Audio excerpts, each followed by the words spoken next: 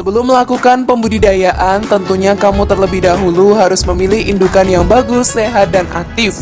Perbedaan induk jantan dan betina ikan gabus adalah sebagai berikut. Ikan gabus jantan biasanya akan mempunyai bentuk kepala yang oval dan betina yang berbentuk bulat. Warna tubuh ikan gabus jantan sedikit gelap dan pada betina terdapat warna kontras yang cukup terang.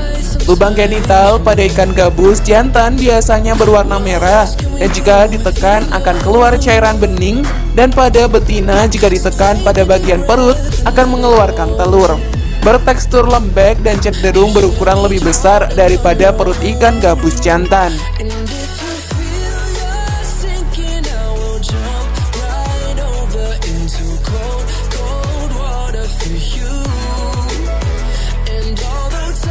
Pemijahan sendiri berarti sebuah proses di mana adanya pelepasan telur beserta sperma pada induk ikan yang nantinya akan menghasilkan pembuahan. Ini adalah proses yang terjadi ketika kamu telah menemukan indukan untuk melakukan pemijahan. Campurkan beberapa indukan jantan dan betina, setidaknya 20 hingga 30 indukan. Sama seperti cara budidaya ikan cupang ya, ada beberapa kolam yang diperlukan. Salah satunya untuk proses pemijahan. Biarkan indukan ikan gabus selama 3 atau 4 hari di dalam kolam tersebut. Usahakan agar air tetap mengalir selama prosesnya pemijahan berlangsung dengan batasan hingga 50 cm. Biasanya ikan gabus betina mampu menghasilkan hingga 11.000 butir telur. Telur-telur tersebut akan menetas dalam waktu lebih kurang sehari. Aturlah suhu kolam hingga 28 derajat Celcius. Biarkan saja anakan ikan gabus yang telah menetas tersebut, karena mereka masih menyimpan cadangan makanan sendiri untuk selama lebih kurang 2 hari.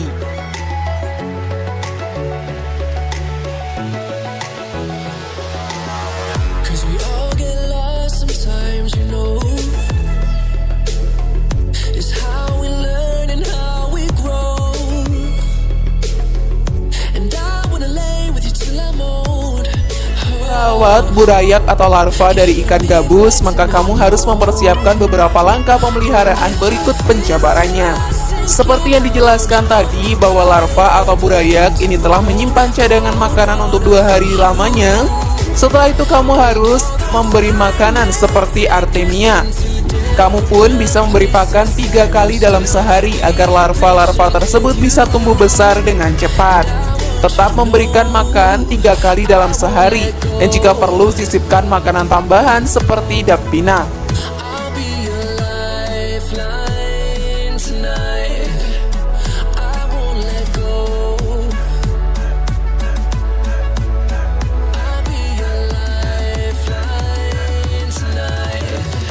Penebaran benih ikan gabus biasanya dilakukan ketika umur anakan ikan mencapai 2 minggu. Biasanya penebaran benih akan dilakukan ketika larva atau benih ikan belum diberi makan dan pada saat pagi hari. Setelah 2 hari berlangsung, biasanya barulah petani ikan akan memberikan pakan yang umumnya berupa pelet atau makanan buatan pabrik.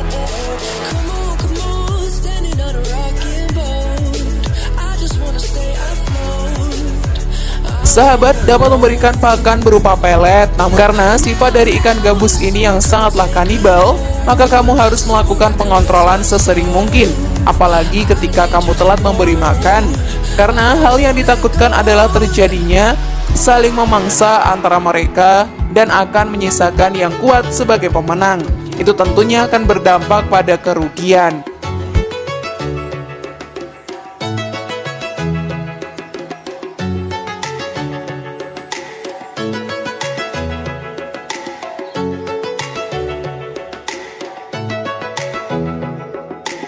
Everybody gets high sometimes, you know.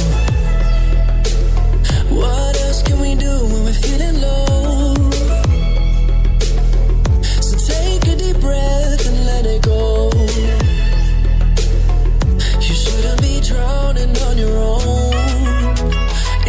Ada beberapa tempat pembudidayaan ikan gabus yang biasa digunakan oleh beberapa peternak ikan gabus, yakni kolam tanah, kolam terpal, atau kolam beton. Pilih salah satunya, tipe kolam yang akan kamu gunakan nanti. Cocokkan bermodalkan awal. Berikut beberapa poin penting yang perlu kamu tahu mengenai 3 tipe kolam perawatan ikan gabus ini. Ikan gabus yang memakai media langsung dari tanah, langkah membuat lumayan sederhana kok sahabat, yakni dengan menggali tanah yang permukaannya datar sampai kedalaman khusus sesuai atau dengan kemauan pemilik, dan kamu tinggal lakukan pemupukan di bagian kolam supaya ketinggian dari kolam itu dapat makin bertambah. Untuk permasalahan air yang akan dipakai di kolam ikan gabus ini umumnya datang dari anak sungai yang dialiri dari atas kolam, serta air yang sudah melimpah akan masuk serta mengalir ke selokan yang disiapkan di dekat kolam sampai akan berlangsung perputaran air yang baik. Peluang ikan memperoleh pakan alami semakin lebih tinggi sampai akan menolong dalam budidaya ikan gabus serta menjaga supaya beberapa ikan tumbuh dengan sehat. Penggunaan kolam terpal untuk berbagai budidaya ikan kian populer. Banyak sekali peternak ikan tersebut yang memilih menggunakan kolam terpal.